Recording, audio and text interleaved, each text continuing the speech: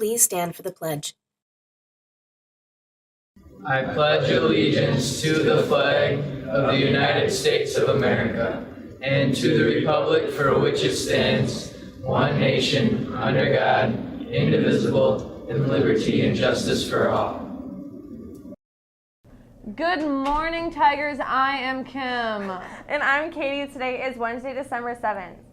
We're going to make it quick today. We've got a few videos that we've been asked to show today, and you have a shortened advising this morning. You have 10 minutes, so here we go.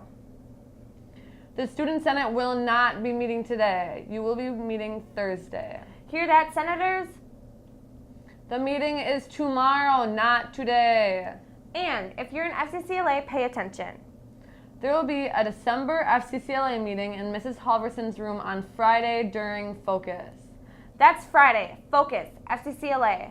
And did you know that today marks the 75th anniversary of one of the great turning points in modern history? It was on this day in 1941 that the U.S. naval base at Pearl Harbor in the Hawaiian Islands was attacked by the Imperial Government of Japan. By the time of this attack, war had been raging in Europe and in various parts of East Asia for several years. But it was the attack on Pearl Harbor that brought the United States fully into the conflict with Germany, Japan, and Italy. This is one of those events that changed our history forever. Now, we're going to get out of the way and let you watch a few videos. First up is recycling. And after that, learn more about the Hour of Code. Have a great day, Tigers. Bye. Who eats fruit?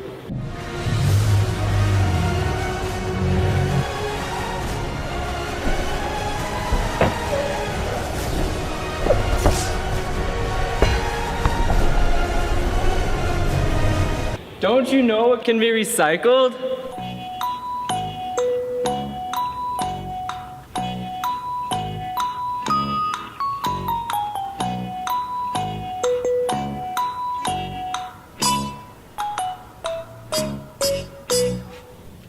Thanks for the helpful information about recycling, Danny.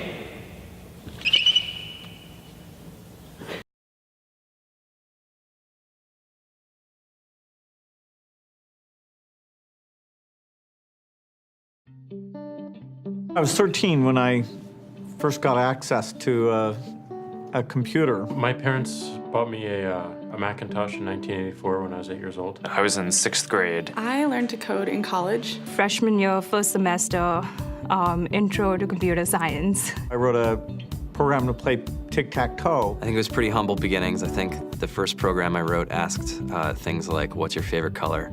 Or how old are you? I first learned how to make a green circle and a red square appear on the screen. The first time I actually had something come up and say, hello world, and I made a computer do that. It was just astonishing. Learning how to program didn't start off as wanting to learn all of computer science or trying to master this discipline or anything like that. It just started off because I wanted to do this one simple thing. I wanted to make something that was fun for myself and my sisters. And I wrote this little program and then basically just add a little bit to it. And then when I needed to learn something new, I looked it up either in a book or on the internet and then added a little bit to it. It's really not unlike kind of playing an instrument or something or playing a sport. It starts out being very intimidating, but you kind of get the hang of it over time. Coding is something that can be learned, and I know it can be intimidating. A lot of things are intimidating, but what isn't? A lot of the coding that people do is actually fairly simple. It's more about the process of breaking down problems than sort of coming up with complicated algorithms as people traditionally think about it.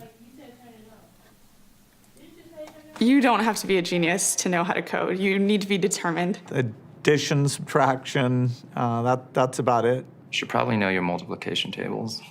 You don't have to be a genius to code. Do you have to be a genius to read? Even if you want to become a race car driver or play baseball or build a house, all of these things have been turned upside down by software. What it is computers are everywhere. You want to work in agriculture?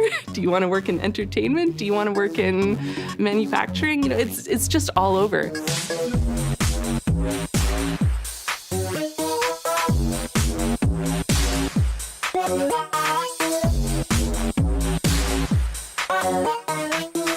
here we are, 2013. We all depend on technology to communicate, to bank, information, and none of us know how to read and write code. When I was in school, I was in this after-school group called the Whiz Kids. And when people found out, they laughed at me and, all these things. And I'm like, man, I don't care. I think it's cool. And, I'm learning a lot. And some of my friends have jobs. Our policy is literally to hire as many talented engineers as we can find. The whole limit in the system is just that there just aren't enough people who are trained and have these skills today. To get the very best people, we try to make the office as awesome as possible.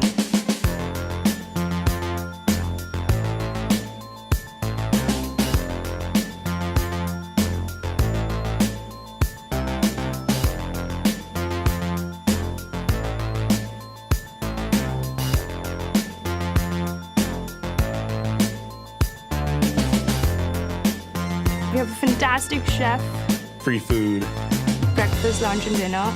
free laundry, snacks, even places to play and video games and scooters. There's all these kind of interesting things around the office and places where people can play or relax or go to think or play music or be creative.